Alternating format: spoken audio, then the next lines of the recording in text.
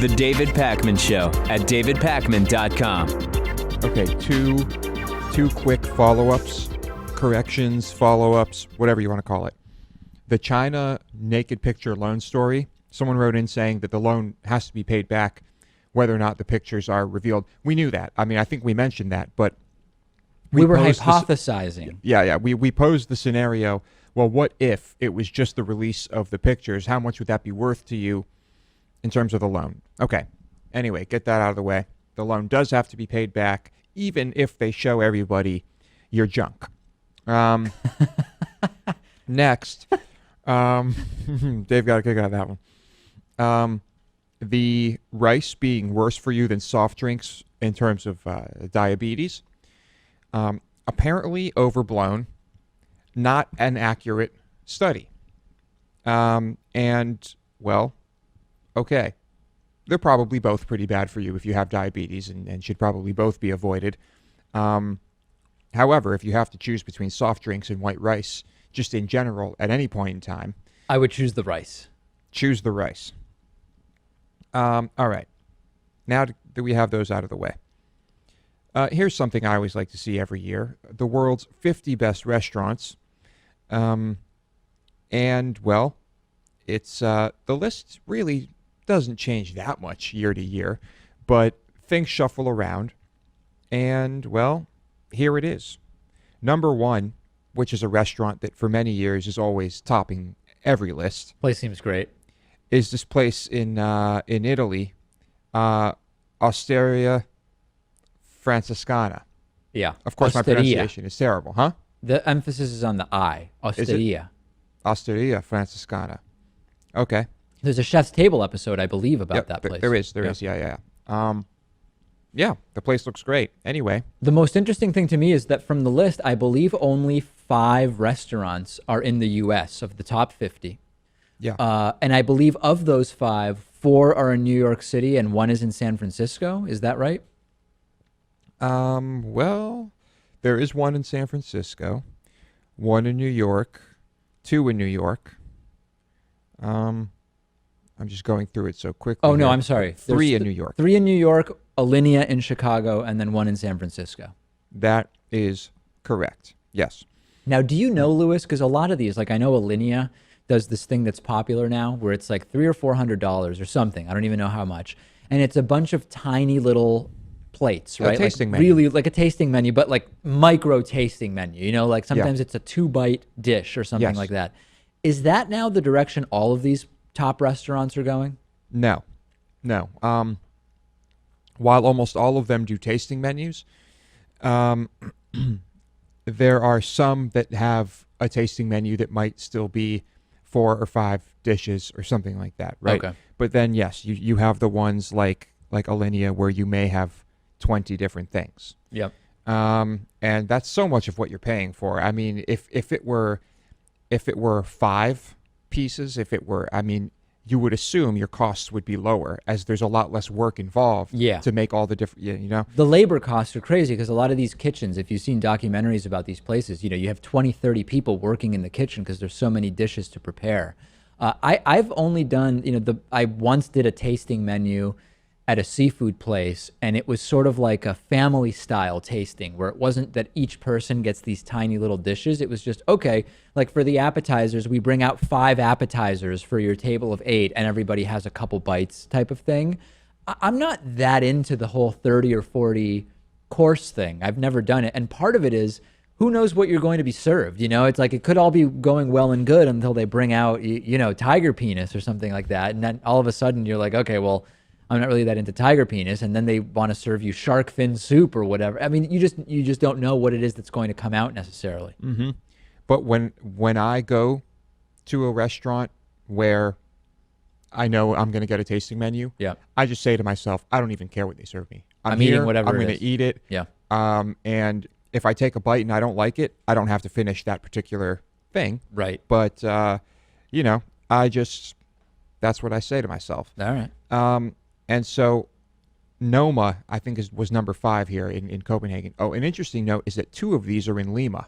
2 of the top 50 are in Lima. Lima, Peru, yeah. Yeah, which threw me off a little bit. I was not expecting that. Just the amount of time one particular dish might take could be something outrageous. Like at Noma, there's this mold that they serve you, and it just takes a very, very long time from start to finish to get that on someone's plate. They serve mold. Yeah. Huh. I believe they also serve insects there. Wow. Mm-hmm. Wow. Yep. All right. So, there's a restaurant actually on this list relatively close to us that I really want to go to. That's Blue Hill at Stone Barns. Oh, yeah. Gotta do that. Okay. We discussed the story on the regular show about the Muslim waitress being attacked by some Muslim guys in France for serving alcohol during Ramadan. Right. Well, now I have a story from Istanbul, Turkey. A Radiohead listening party was attacked by a bunch of, it just says Islamists, for drinking alcohol during Ramadan. Can you imagine? A Radiohead listening party, people are having a few drinks, in come people wielding pipes and bats and stuff, and there's an attack. I don't think anyone died. And, well, yeah, that's the state of things. It's sad. And a bunch of people sent me this story over the weekend. Yeah. And also, can you imagine getting that agitated over Radiohead? Oh, man. This must be a really aggressive album. Yeah. No, I doubt that's true. But it's just crazy to me, this whole thing.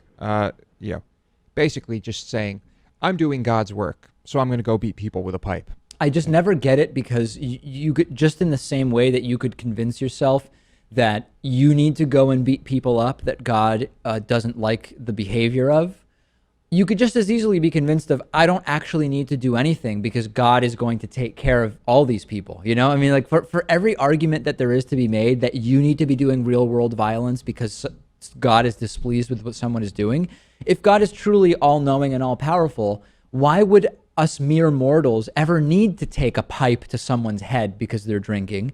God already knows about it, and God already has the power to punish them. Why not just let God handle it? Yeah. Well, on the same note, let's say there's an active shooter, and you can take a pipe to their head. Yeah. Well, why was there a shooter in the first place? Why did God allow the shooter? Yeah. Why did God allow the shooter? So confusing. Yeah. I mean, if you believe in God, it does not make sense to think that you need to do God's work for God. Not if you truly believe God is. I mean, it's very arbitrary to say God is all knowing and all powerful, but God has directed his people on earth to actually take care of some of his work because God works in mysterious ways. Like ways. proselytizing, Sure. Which is actually written in some texts. You need to do that. All right. Well, anyway, let's just all be atheists. Let's all be humanists, right? There you go. Let's do that. At least publicly, right? I mean, believe whatever you want at home. Believe whatever you want at home. Yep. Lewis believes in psychics. Doesn't affect anything. He still comes in and does the show. Yeah, that's true. Well, I shouldn't say that I believe in psychics. I mean, you've never met one. You believe in the possibility of that. Yeah. There you go. I think it's possible. I just... You believe your ex-girlfriend had a psychic experience, though? No doubt. Yeah. Well, disturbing to some of our audience. People have those moments, whether they don't choose to. But I've seen some strange things that I have a very scientific mind, and so I didn't really want to believe that's what I witnessed, but I had no other explanations. So. Let's not go into it now, but I'm guessing people who haven't heard the story will be curious. Maybe like later in the week we could tell it. Maybe when Rachel is in and see what she thinks about it. Okay. Yeah. I'll save it for then. Let's put it on the calendar. Some parents, remember gifting your daughter to someone? Apparently this only happens with daughters. Imagine that. Some more parents gifted their daughter to a man who was found with 12 girls in his home in Pennsylvania. Apparently 13 no longer unlucky. Had 12, received one more.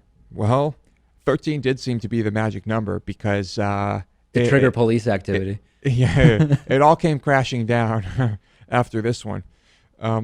So a Pennsylvania couple told authorities that they gifted their teenage daughter to a man who helped save them from financial ruin. Yes, you can purchase children in certain parts of this country, and thought the arrangement was legal even after the man fathered 2 children with the girl. Yeah, why wouldn't anyone think that it's perfectly legal to sell kids? I mean, there's nothing that's happened in the U.S. history that would tell us, oh, you can no longer buy and sell people. Well, see, it wasn't technically a sale. It was a gift. Oh. Right? Yeah. Right. Mutual like mandatory gifts. donations. Mutual offsetting gifts. Yeah, exactly. Lee Kaplan found living with the teen, who is now 18, as his wife, along with 11 younger girls. Oh, so it was 12 total. Okay. They didn't hit 13. A neighbor's tip sent child welfare workers over there, and he was jailed. Charges of statutory sexual assault and corrupting the morals of minors. We kept finding more children, said the police chief. It's just a crazy situation. Police arrested the girl's parents, who said they were Amish, as they began peeling back the story of how so many children wound up in the house. Wow. Unreal. The children included a 3-year-old and 6-month-old, who were the children of this now 18-year-old girl. And just incredible. Can you imagine thinking or agreeing in any way? See, not everyone loves their kid. This is why I say, if I had a kid, I'd probably love the kid. But how do you think really that know? maybe these people do think that they love the kids and that they sold them off to better lives. I don't know. Yeah. I don't know how you come to that. I mean, it's depraved criminality, of course. Yeah. Maybe you feel you are obligated after someone saves you from financial ruin. This probably wasn't the only couple that this guy saved from financial ruin in any shape. And on top of all of that, it's probably much easier to convince an Amish couple to do a type of deal like this than, I think you're right. Yeah. And maybe there's something kind of traditional about it in some way. I don't know. I don't know much about the Amish. I mean, what's the difference if you think about a dowry, right? And the idea of, you're giving away you're giving away a child in exchange for them marrying into a situation that's good financially for them. The line between literally buying into that concept and saying, well, I could also just exchange my kid for a flat out payment, it's not that far of a stretch once you get into that world. Yeah. And so, anyway, I'm glad this guy got busted. Wonder how many others there are. Probably countless. Yeah, it's bad. All right. Real quick, taking phone calls this week, Wednesday, 1:15 p.m. Eastern Time, Wednesday, June 22. Wednesday, June 22, the number is 617-830-4750. We're having this problem, Lewis, where right at the beginning, we get a ton of calls, and of course, we can't get to them all. And then after the second or third call, people just get frustrated with the busy signal and they stop calling altogether. So we're only taking a fraction of the calls we receive. So maybe, I don't know, people can just say, I'm going to call at 1:20, I'm going to call at 1:22 or 1:26 or something like that. Yeah, but we do have a time limit too. I mean, it just so happens that when they stop, we would have only taken one more call anyway. Yeah, so far. So, but, yeah. All right. Please call. The David Pakman Show at davidpakman.com.